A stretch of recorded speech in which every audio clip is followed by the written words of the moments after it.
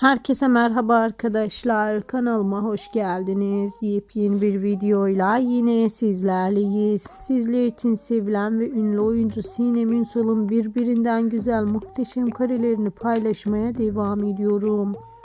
İşte sevilen ve ünlü oyuncudan birbirinden güzel reklam çekiminin muhteşem karelerini getirdiğim işte İpek Yolu reklam çekiminden gelen muhteşem kareler izleyici tarafından çok beğenildi. Herkes onu hayranlıkla izliyor. İşte yorumlar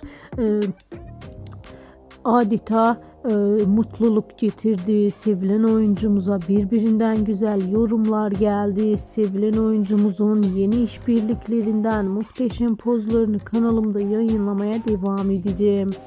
İşte birbirinden güzel pozları, dikkat çeken kareleriyle birbirinden güzel yeni işler getirmeye devam eden sevilen oyuncumuzun muhteşem pozlarını getirmeye devam ediyorum. Sizler de sevilen oyuncumuzdan gelen